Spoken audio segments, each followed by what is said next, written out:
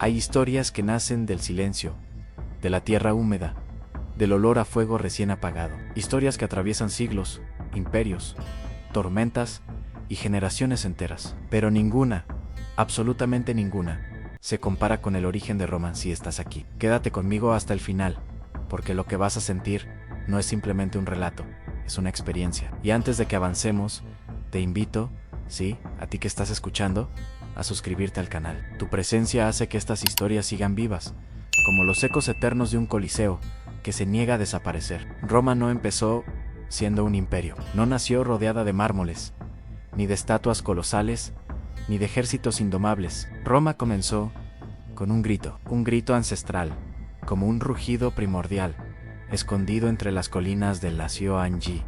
Según la leyenda, dos niños, Rómulo y Remo, fueron abandonados a la orilla del Tíber. El río murmuraba como si quisiera arrullarlos o llevárselos lejos. Pero el destino, caprichoso y poderoso, tenía otros planes. Una loba, símbolo de fuerza y de instinto, los encontró llorando bajo la luz pálida del amanecer.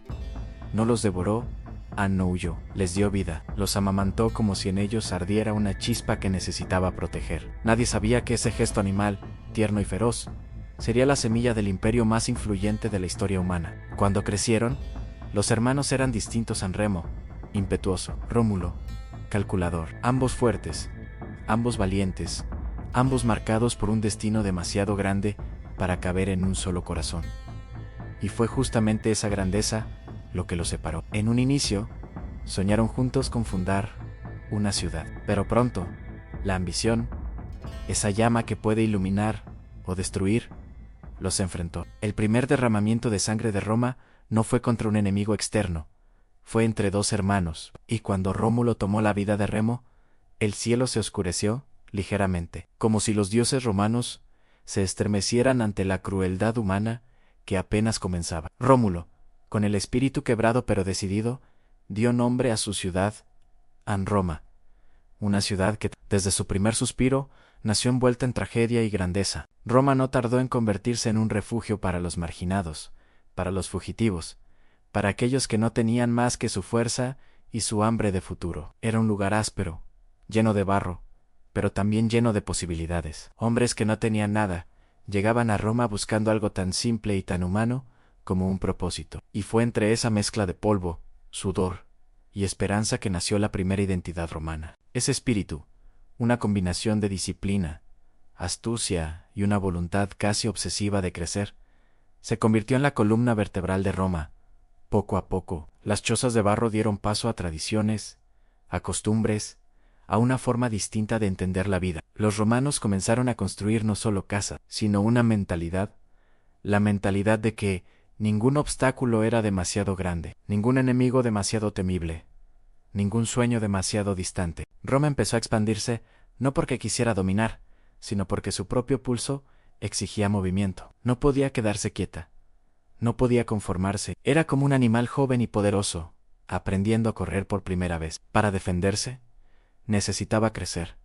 Para sobrevivir, necesitaba conquistar. Y fue así como las primeras alianzas, las primeras batallas, las primeras victorias y derrotas fueron moldeando el carácter de un pueblo dispuesto a entregarlo todo por su ciudad. Aún así, en estos primeros siglos, Roma era más una idea que una realidad. No había monumentos, no había glorias eternas, no había emperadores. Había hombres comunes enfrentando dificultades extraordinarias. Cada día era una lucha contra invasiones, contra la naturaleza, contra la pobreza, contra ellos mismos. Pero algo único distinguía a los romanos.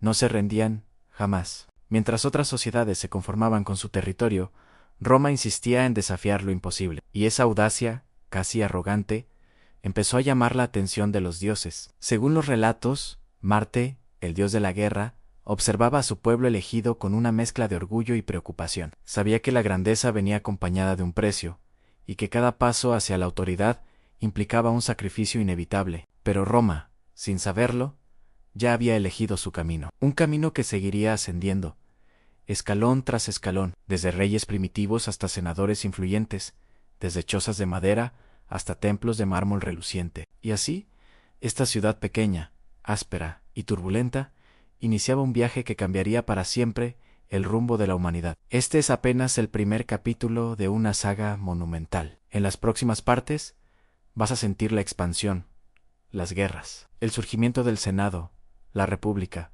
la sangre que marcó cada centímetro de su crecimiento, y cómo Roma se forjó a sí misma a base de disciplina y destino. Gracias por estar aquí. Lo que viene es aún más poderoso. Sigue con nosotros, y cuando estés listo, acompáñame en la parte 2, que este día te encuentre con fuerza, claridad y una chispa de propósito en el corazón. Después del nacimiento turbulento de Roma bajo la sombra de Rómulo y la muerte trágica de Remo, la joven ciudad comenzó a crecer como un niño impetuoso que descubre el mundo por primera vez. Pero con el paso de los años, Roma fue transformándose. Ya no era solo un refugio de exiliados y soñadores. Era una comunidad que necesitaba orden, liderazgo, una estructura que pudiera sostener sus ambiciones. Así surgió la etapa de los reyes, una fase oscura y luminosa al mismo tiempo, llena de rituales, simbolismos y decisiones que encenderían la chispa de la Roma futura. Durante generaciones, los primeros reyes guiaron la ciudad con un poder casi sagrado. Algunos trajeron prosperidad, otros tiranía, pero todos, de una forma u otra, dejaron marcas profundas en la identidad romana. Se construyeron templos primitivos, se reforzaron murallas, se introdujeron ceremonias que unirían al pueblo en momentos de incertidumbre. Roma era todavía pequeña, vulnerable, un animal joven rodeado de depredadores, pero poseía algo que los demás pueblos de Lacio no tenían en una voluntad de hierro. Sin embargo, como suele ocurrir en la historia humana, cada era de grandeza es acompañada por sombras, y las sombras se hicieron insoportables cuando Tarquinio el Soberbio ascendió al trono. Su reinado fue duro, implacable, marcado por abusos, impuestos opresivos y un desprecio absoluto por los derechos de los ciudadanos. Roma comenzaba a sentirse asfixiada por su propio monarca, como un gigante encerrado en una jaula demasiado estrecha. Y fue precisamente ese abuso el que encendió la llama de una revolución. El episodio que rompió el silencio y sacudió los cimientos de la monarquía fue la tragedia de Lucrecia, una mujer virtuosa cuya historia atravesó los corazones de todos los romanos. Su sufrimiento provocó algo más poderoso que el miedo, provocó indignación, provocó unidad, provocó el deseo profundo de nunca más ser gobernados por un rey que usara el poder como arma. Así, en un acto que marcaría la historia del mundo para siempre, los romanos expulsaron a Tarquinio y proclamaron el nacimiento de una nueva era en la República. La República Romana no fue solo un cambio político, fue un renacer espiritual. Fue como si la ciudad, después de respirar humo durante años, finalmente inhalara aire fresco y puro. El poder ya no estaría en manos de un solo hombre, ahora sería compartido, equilibrado, supervisado por diversas instituciones. Aparecieron los cónsules, elegidos cada año para evitar que la ambición enfermara a un solo individuo. Surgió el Senado, compuesto por los hombres más experimentados y respetados, guardianes de la tradición, intérpretes de la prudencia, pero esta nueva libertad no vino sin conflictos. La República era un experimento audaz, frágil, que necesitaba disciplina para funcionar. Los ciudadanos se dividían en dos grandes grupos: los patricios, familias nobles que presumían linajes antiguos, y los plebeyos, la mayoría del pueblo, trabajadores, agricultores, comerciantes, artesanos. La tensión entre ambos grupos era tan intensa como un hilo a punto de romperse. Los plebeyos querían derechos, los patricios querían conservar privilegios. Roma, aún joven, ya experimentaba la lucha eterna entre poder y justicia. Y mientras estos conflictos internos crecían, afuera, otros pueblos observaban a Roma con desconfianza. Los etruscos, al norte, resentían la pérdida de su influencia. Las tribus latinas, al sur, consideraban a Roma una amenaza. Los sabinos vigilaban desde la distancia, esperando el momento oportuno para atacar. La República, recién nacida, estaba rodeada por enemigos que deseaban verla caer antes de que pudiera caminar por sí sola. Pero Roma tenía algo que ninguna otra ciudad poseía: un espíritu indomable, una mezcla de disciplina militar y una convicción profunda de que su destino no era desaparecer, sino expandirse. Las primeras legiones romanas se formaron durante este periodo. No eran aún la maquinaria invencible que serían siglos después, pero ya mostraban señales de su grandeza futura. Formación estricta, trabajo en equipo, valentía sin límites y un sentido del deber que los hacía capaces de todo. La República se fortalecía en medio del caos. Cada crisis se convertía en una lección, cada batalla perdida en una motivación para mejorar. Los romanos perfeccionaron su sistema de gobierno, crearon leyes escritas, como la famosa ley de las 12 tablas, y establecieron principios que inspirarían a civilizaciones enteras durante milenios. La idea de que ningún ciudadano estaba por encima de la ley surgió en este momento. La idea de que el poder debía ser compartido y vigilado también. Roma comenzaba a construir no solo edificios, sino una manera de entender el mundo. Y así, entre guerras, revoluciones, tensiones sociales y sueños de grandeza, la república se fue consolidando. Era como observar a un adolescente rebelde convertirse poco a poco en un joven fuerte y consciente de su propio potencial. Roma ya no era una ciudad cualquiera, era una fuerza en expansión, una promesa, una tormenta anunciando su llegada. En la siguiente parte, vas a sentir como Roma, impulsada por su hambre insaciable de crecimiento, comenzará a expandirse más allá de sus fronteras, enfrentando enemigos temibles, tejiendo alianzas y creando un poder militar que el mundo jamás había visto. Lo que viene es más intenso, más profundo, más épico. Si esta historia te está atrapando, te invito a suscribirte al canal. Aquí seguimos construyendo juntos este viaje por la historia humana, llena de grandeza, dolor y significado. Que esta jornada continúe iluminando tu día y despertando tu curiosidad. Cuando la República finalmente se estabilizó, algo comenzó a crecer en el corazón de cada ciudadano romano, en una conciencia nueva, poderosa, casi inquietante. Roma ya no era solo una ciudad próspera con instituciones sólidas. Era una promesa latente, un gigante todavía somnoliento, pero cuya sombra empezaba a extenderse más allá de las colinas de Lación, y esa sombra, mezcla de ambición, disciplina y destino, pronto tocaría las fronteras de otros pueblos que jamás imaginaron que una ciudad tan joven pudiera transformarse en una fuerza imparable. En este tiempo, Roma no buscaba conquistas por simple deseo de gloria. Su expansión nacía de una necesidad profunda en protegerse. Cada vecino representaba un posible ataque, una amenaza, y Roma, que había nacido entre peligros, sabía que la única manera de sobrevivir era creciendo. Si un enemigo podía invadirla, ella debía adelantarse. Si una ciudad podía convertirse en rival, Roma debía dominarla, o al menos someterla. Este impulso, casi instintivo, dio origen al período de expansión militar más intenso y formativo de su historia temprana. Las primeras grandes pruebas llegaron con los etruscos, los poderosos habitantes del norte, conocidos por su riqueza, sus artes avanzadas y su influencia antigua en el territorio. Los etruscos, que antes habían dominado Roma durante los reinados tempranos, no estaban dispuestos a aceptar la independencia ni el ascenso de la joven república. Para ellos, Roma era una piedra en el zapato, una ciudad que debía ser contenida antes de que creciera demasiado. Fue entonces cuando comenzó una serie de confrontaciones que pondrían a prueba la resistencia de los romanos. Las batallas eran duras, sangrientas, libradas en colinas empinadas, bosques densos y valles traicioneros. Roma todavía no tenía la maquinaria militar que más tarde asombraría al mundo. Pero sí tenía algo que ningún enemigo podía igualar: una disciplina inquebrantable.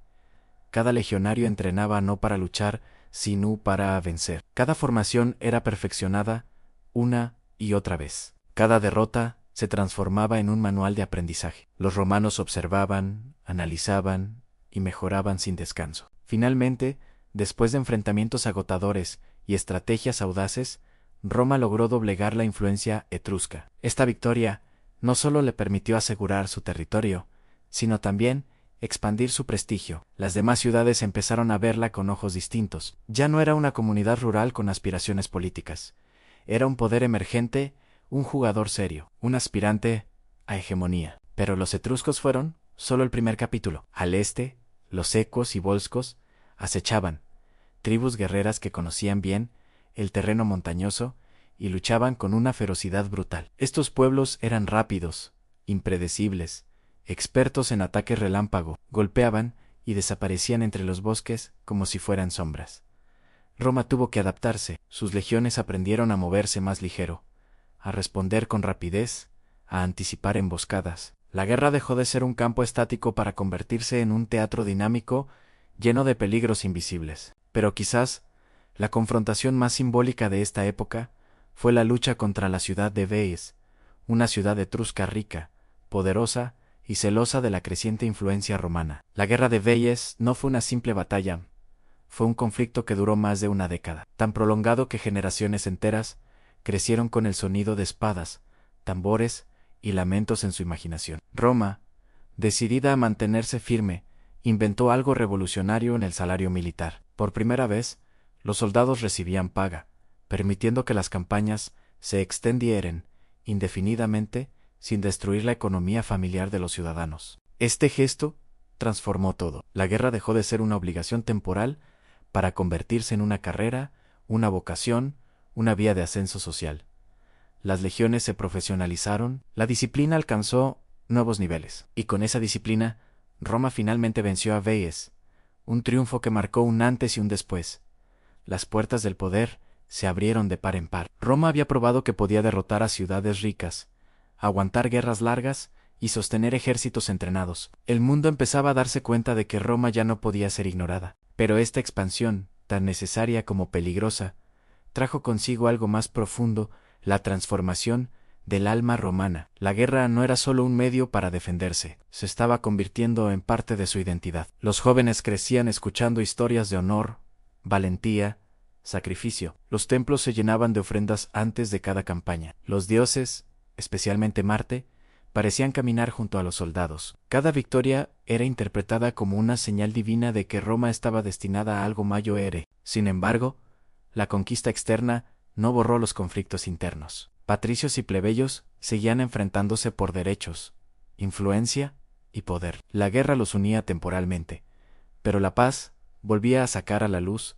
tensiones antiguas. Fue en este contexto que surgieron figuras claves, líderes militares y políticos que moldearon leyes, reformas y costumbres. La República, en su crecimiento vertiginoso, necesitaba equilibrio, y aunque no siempre lo encontraba, avanzaba como un río que nada puede detener. Cada ciudad conquistada, cada alianza forjada, cada enemigo derrotado fortalecía la convicción de que Roma estaba destinada a gobernar más allá de sus colinas. Era como si algo ancestral guiara sus pasos, una fuerza invisible que empujaba a sus ciudadanos a mirar más lejos cada año, a no detenerse jamás. En la siguiente parte, vas a ver cómo Roma, ya más segura de sí misma, enfrentará un desafío monumental, que pondrá a prueba todos sus cimientos, la llegada de un enemigo del norte, un enemigo que haría temblar incluso a los soldados más valientes. Lo que viene es uno de los momentos más oscuros de la historia romana, pero también uno de los más transformadores. Gracias por seguir acompañándonos en este viaje épico. Que tu día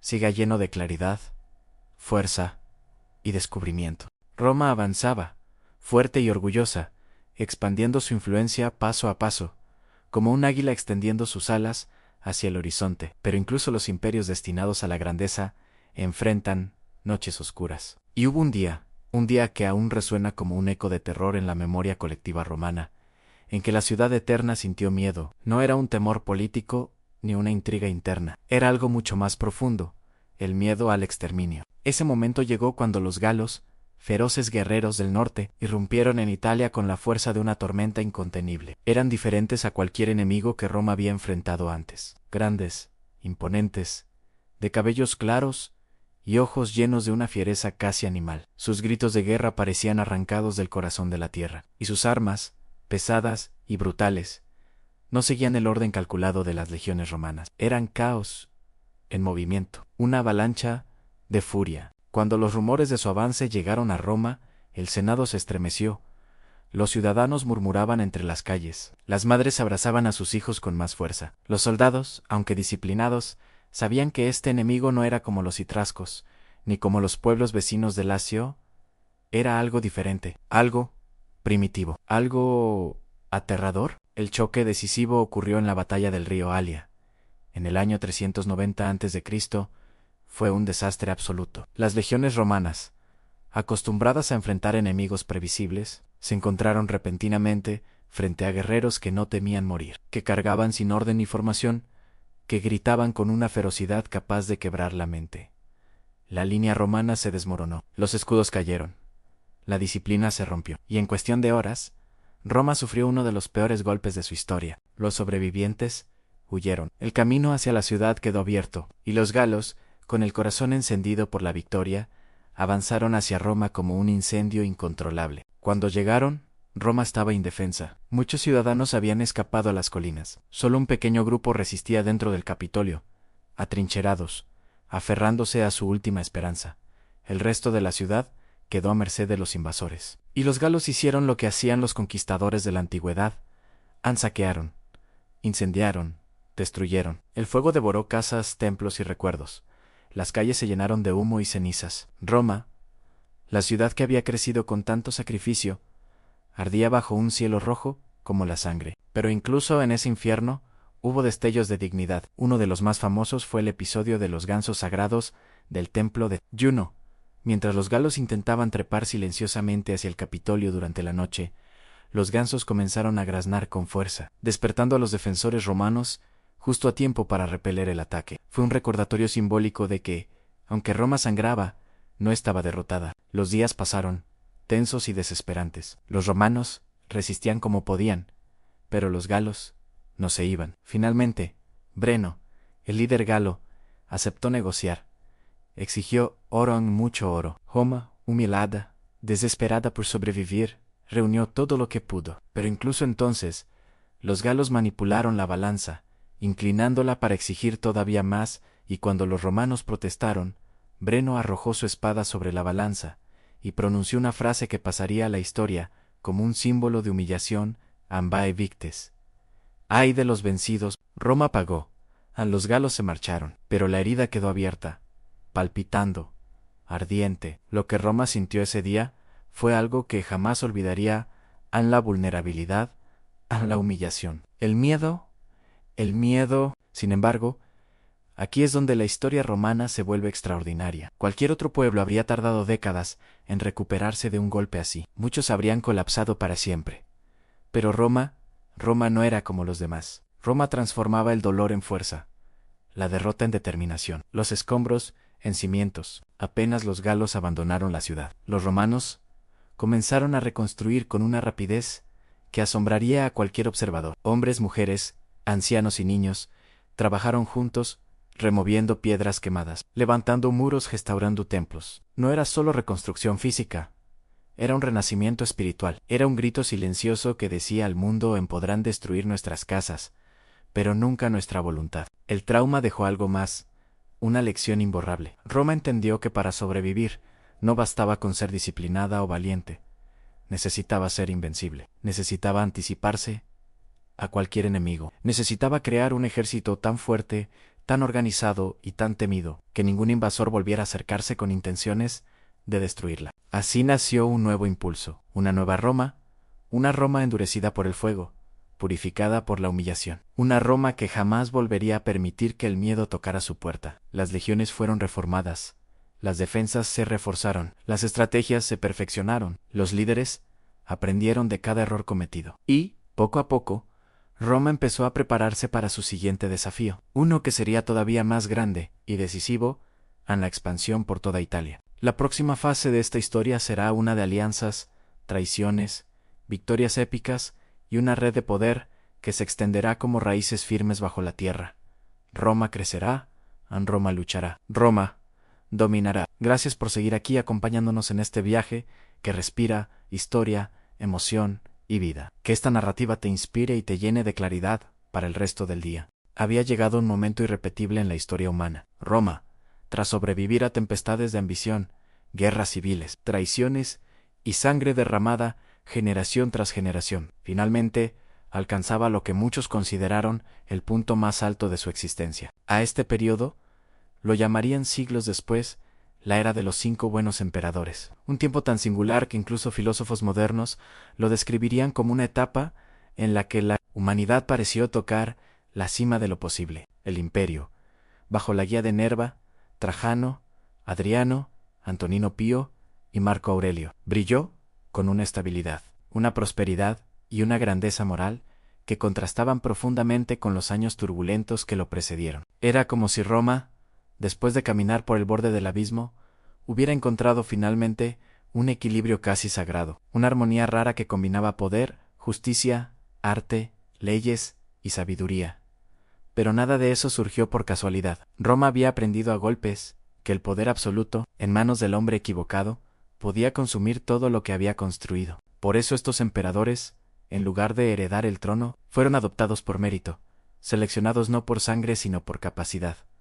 una idea revolucionaria para el mundo antiguo y el secreto del esplendor que estaba por venir. Trajano, el emperador soldado, fue la figura que encendió el corazón del imperio con un sentido renovado de fuerza y expansión. Sus campañas en Dacia no solo ampliaron las fronteras de Roma, sino que llenaron sus arcas con una riqueza que transformaría por décadas el destino de la capital. Con ese oro, Trajano levantó obras colosales que dejaron al pueblo sin aliento: el Foro de Trajano, la Basílica Ulpia, bibliotecas, mercados monumentales. Era como si cada piedra labrada dijeran: Roma no solo domina el mundo, Roma lo ennoblece. La ciudad se convirtió en un espectáculo de mármol, bronce y perfección arquitectónica. Aquellos que venían desde las provincias más alejadas quedaban paralizados al ver el tamaño del Coliseo, la elegancia de los templos y el sonido vibrante de miles de personas cruzando el foro como si fuera el centro mismo del universo. Roma latía como un corazón gigante que alimentaba a más de 60 millones de almas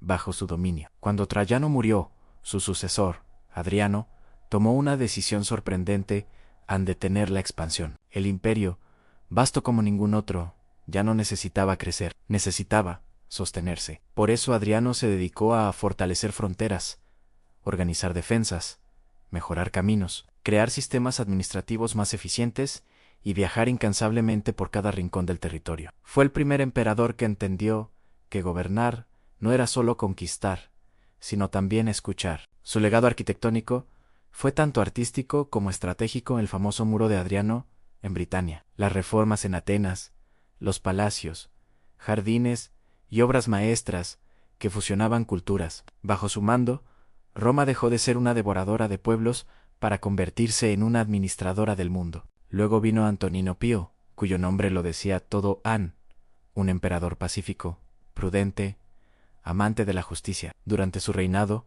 casi no se derramó sangre. Fue una rara temporada en la que la humanidad pareció respirar aliviada. Las leyes se hicieron más humanas, los impuestos más justos, y las relaciones entre Roma y sus provincias alcanzaron una estabilidad que nadie había imaginado posible. Era como si el imperio, fatigado de siglos de guerras, hubiera decidido detener su furia y cultivar un tiempo de serenidad. Pero el destino tenía reservado un desafío final para esta época dorada: Marco Aurelio, el emperador filósofo, un hombre profundamente consciente de la fragilidad humana, del peso del poder, de la inevitabilidad del dolor. Mientras luchaba contra las invasiones bárbaras en fronteras heladas, escribía reflexiones que siglos después se convertirían en guía espiritual para millones a meditaciones, un texto nacido en la soledad de los campamentos, entre armaduras mojadas por la lluvia, antorchas que titilaban en la noche y el paso incesante de legionarios en guardia. Marco Aurelio sostuvo el imperio con una mezcla de disciplina y sabiduría. Bajo su mando,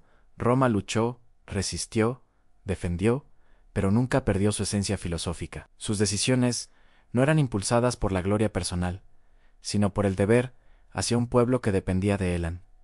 Era un tiempo de luces brillantes, pero también de sombras que empezaban a formarse a lo lejos, porque incluso, en medio de la grandeza, algo silencioso avanzaba en la presión constante de las tribus del norte. El descontento en regiones distantes, la complejidad creciente de administrar un imperio tan vasto, la aparición de nuevas creencias, nuevas tensiones, nuevas enfermedades. Roma estaba en su punto más alto, pero esa misma altura hacía más larga la distancia hasta el suelo. Sin embargo, durante esos años gloriosos, para los ciudadanos romanos era imposible imaginar un futuro oscuro. Las plazas estaban llenas, los teatros vibraban, las termas rebosaban de vida, las caravanas recorrían caminos perfectamente pavimentados que conectaban continentes, y los niños corrían entre columnas gigantes, creyendo que Roma sería eterna. Esa ilusión de eternidad, tan hermosa y tan frágil, sería puesta a prueba en las décadas que seguirían, porque el esplendor, como todo en este mundo, no es eterno, y el imperio más poderoso que la humanidad había visto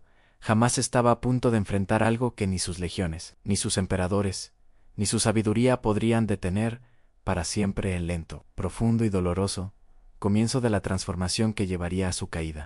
La muerte de Marco Aurelio marcó algo más que el final de un reinado ejemplar. Para muchos historiadores, fue el último aliento de una Roma equilibrada, guiada por líderes virtuosos y sostenida por una estructura política relativamente estable. Su ausencia abrió una grieta imperceptible al principio, pero que con los años se convertiría en una fractura que desgarraría cada parte del imperio. El mundo no lo sabía todavía, pero Roma había comenzado a morir muy lentamente. La llegada de Cómodo al poder fue el primer golpe. Hijo de Marco Aurelio, criado entre privilegios y totalmente ajeno al sufrimiento de las fronteras, su gobierno devolvió a Roma los vicios, la extravagancia y la corrupción que tantos años habían tratado de contener. Mientras su padre reflexionaba sobre el sentido del deber, Cómodo imaginaba su vida como un espectáculo, más interesado en los aplausos del Coliseo que en la difícil tarea de gobernar. Bajo su mando, la administración se debilitó, el Senado perdió influencia, los militares comenzaron a ejercer un poder inquietante y el pueblo sintió como la estabilidad de antaño empezaba a desvanecerse. Pero el deterioro no era solo político, había algo más profundo. Una sensación generalizada de incertidumbre. El imperio ya no era un organismo cohesionado, sino un gigante frágil sostenido por piezas sueltas. Las fronteras estaban presionadas por pueblos que cada año eran más numerosos, más organizados y más desesperados. Las rutas comerciales sufrían interrupciones constantes. La economía, antes alimentada por conquistas y abundancia, comenzaba a resentirse. Era un cambio lento, casi imperceptible día a día, pero devastador al mirarlo en perspectiva. A la muerte de Cómodo, Roma se hundió en un caos inmediato. El año 193 después de Cristo fue un desastre sin precedentes en 3 emperadores en pocos meses. Asesinatos, subastas del trono, legiones sublevadas. Era como si la estructura interna del imperio hubiera explotado. La idea de que Roma era eterna empezó a resquebrajarse. El poder dejó de ser algo sagrado y se convirtió en un trofeo disputado por generales ambiciosos. Aunque Septimio Severo logró restaurar cierta apariencia de orden, lo hizo fortaleciendo al ejército a un nivel que tendría consecuencias trágicas. El mensaje era claro: en quien controlara las legiones controlaría Roma, y una vez que la espada reemplaza la ley, ningún imperio vuelva a ser el mismo. Las décadas siguientes fueron una mezcla peligrosa de crisis militar, inestabilidad económica y tensiones sociales. Hubo inflación, colapso agrícola, pérdida de mano de obra, presión en las fronteras, saqueos, epidemias y un creciente descontento en provincias distantes que ya no sentían lealtad a la capital. Roma, antes un faro de unidad, se fragmentaba lentamente en bloques cada vez más autónomos. En el siglo III, el imperio se vio sacudido por uno de los periodos más oscuros de toda su historia, la crisis del año 235 al 284, también llamada la anarquía militar. Más de 20 emperadores se sucedieron en un torbellino de violencia. Muchos gobernaron solo meses antes de ser asesinados por sus propias tropas. El territorio romano se dividió en 3 partes independientes: el imperio galo en occidente, el imperio de Palmira en oriente y la Roma original, debilitada y a punto de caer. Era una tormenta perfecta: invasiones bárbaras, desastres económicos, pestes, falta de liderazgo y un ejército que obedecía al mejor postor. Y aún así, Roma no cayó. Contra toda lógica, resurgió por un breve instante. El emperador Aureliano logró reunificar el imperio, derrotar a los separatistas y restaurar la autoridad romana. Sus victorias devolvieron un rayo de esperanza. Reconstruyó muros, fortaleció ciudades, reorganizó la economía y logró lo que muchos creían imposible: unir nuevamente a un imperio que se desmoronaba. Pero la herida ya estaba abierta. Esa recuperación fue apenas un vendaje sobre una fractura profunda. El siguiente intento por salvar a Roma vino de Diocleciano, un líder frío, disciplinado y extraordinariamente eficiente. Entendió que gobernar un territorio tan vasto desde un solo punto era imposible. Su solución fue dividir el poder en la famosa tetrarquía en 2 emperadores principales y 2 secundarios que gobernaban distintas regiones. Diocleciano reformó impuestos, reorganizó el ejército, combatió la inflación con medidas extremas e impuso una disciplina férrea sobre la administración. Y por un momento funcionó. Parecía que Roma había logrado estabilizarse de nuevo. Pero el precio fue alto: autoritarismo, tensión religiosa, agotamiento económico y una sociedad exhausta. Cuando Diocleciano abdicó, el sistema que había diseñado se derrumbó rápidamente. Los emperadores volvieron a disputarse el poder y las guerras civiles reaparecieron. Fue en ese contexto que surgió una figura destinada a cambiar para siempre la historia en Constantino. Pero incluso la grandeza de Constantino, su reunificación del imperio, sus reformas, su nueva capital y el surgimiento del cristianismo como fuerza dominante no lograría detener la fuerza irreversible que ya avanzaba como una sombra alargada. La maquinaria romana estaba vieja, desgastada, saturada de tensiones internas y sometida a presiones externas, que ninguna muralla podía contener eternamente. La Roma brillante, invencible, expansiva, había quedado atrás. Lo que se avecinaba era una lucha desesperada por sobrevivir, una pelea contra el tiempo, contra los errores del pasado, contra la implacable transformación del mundo. Y aunque aún quedaban momentos de gloria, ya nada podía borrar la conciencia de que el imperio atravesaba sus últimos siglos. Porque a veces, los colosos no mueren de un solo golpe, mueren lentamente, con grietas que se expanden silenciosamente, con heridas que parecen pequeñas al inicio, pero que terminan derrumbando todo lo que alguna vez se creyó eterno. Durante siglos, Roma había parecido inmortal. Sus murallas, sus legiones, sus leyes, su lengua, su cultura y su poder habían moldeado la vida de millones de personas desde las costas heladas de Britania hasta los desiertos ardientes de Egipto. Pero incluso los gigantes más imponentes terminan enfrentando la verdad que ningún imperio puede evitar. Nada en la historia permanece para siempre. Después de la reorganización de Constantino, Roma ya no era la misma ciudad que había gobernado el mundo. Aunque seguía siendo un símbolo espiritual y cultural, el centro del poder se había desplazado a Constantinopla. Allí, las murallas eran más fuertes, la ubicación más estratégica y el comercio más próspero. Roma, la vieja Roma, aquella que había sido el latido del universo, comenzaba a sentirse como un eco distante de un pasado glorioso. Sin embargo, el verdadero golpe al corazón romano no vino desde dentro, sino desde fuera. Durante siglos, pueblos enteros habían observado las riquezas romanas desde más allá de las fronteras angodos. Vándalos, hunos, alanos, suevos, burgundios, eran naciones en movimiento, empujadas por hambres ancestrales, por cambios climáticos, por migraciones masivas y por la presión de otros imperios. Cuando los hunos de Atila irrumpieron en la Europa oriental como una tormenta imposible de detener, muchos de estos pueblos buscaron refugio dentro de las fronteras romanas. Lo que comenzó como una crisis migratoria terminó transformándose en un terremoto político y militar. El Imperio Romano de Occidente ya no tenía los recursos necesarios para sostener un ejército tan poderoso como el de antaño. La economía colapsaba lentamente, los impuestos eran desbordantes, las ciudades perdían población, las rutas comerciales estaban plagadas de peligros,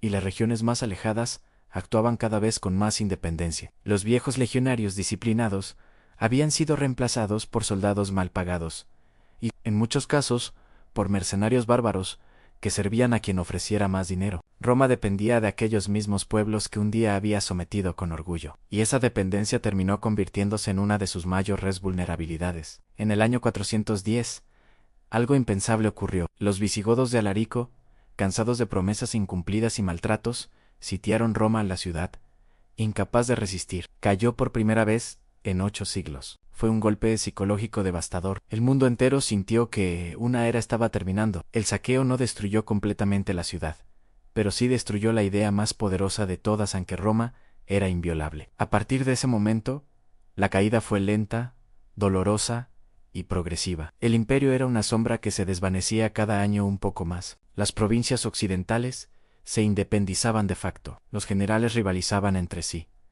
Los emperadores eran figuras simbólicas sin verdadero poder, y las ciudades se despoblaban mientras el comercio se apagaba como una llama agotada. Finalmente, en el año 476, Odoacro, un líder germánico, depuso al joven Rómulo Augustulo, el último emperador de Occidente. Era un muchacho sin autoridad, sin ejército, sin recursos, sin futuro. Su caída no fue un evento dramático, sino la confirmación silenciosa de algo que ya se sabía: en el Imperio Romano de Occidente había muerto. Las legiones ya no marchaban al sonido del tambor, los estandartes ya no brillaban bajo el sol, y la voz del Senado ya no retumbaba en los mármoles milenarios. Un gigante había caído. Pero aquí es donde la historia se vuelve aún más sorprendente, porque Roma cayó, pero no desapareció. Sus leyes sobrevivieron. Su idioma evolucionó y se multiplicó en nuevas lenguas. Su cultura se mezcló con nuevos pueblos. Sus ideas renacieron una y otra vez, y su espíritu continuó vivo en la memoria del mundo. El Imperio Romano de Oriente, conocido luego como Imperio Bizantino, continuó por casi 1000 años más, preservando manuscritos, ciencias, artes y conocimientos que hubieran desaparecido para siempre. Mientras Occidente se sumergía en la oscuridad, Constantinopla se convirtió en un faro que mantuvo las llamas del mundo antiguo encendidas. Roma no fue solo un imperio, fue una forma de ver la vida, un modelo de organización, un sistema de pensamiento, una raíz que se extendió tan profundamente que aún hoy guía a las sociedades modernas. Y ahora sí, esta historia te ha conmovido, si te ha hecho reflexionar sobre el poder, la fragilidad, la grandeza y el destino, este es un buen momento para que formes parte de esta comunidad que viaja por los pasillos del tiempo. Si aún no lo has hecho, te invito a suscribirte al canal ahora mismo, activar las notificaciones y acompañarnos en cada una de estas travesías épicas donde descubrimos cómo el pasado sigue moldeando nuestro presente. Porque la historia, al igual que Roma, nunca muere, simplemente se transforma. Que tu día esté lleno de claridad, fuerza y serenidad. Y que cada nuevo amanecer te recuerde que incluso después de la caída más grande, siempre es posible reconstruir, renacer y volver a brillar. Te espero en nuestros próximos videos, donde seguiremos explorando juntos los mundos que dieron forma al nuestro.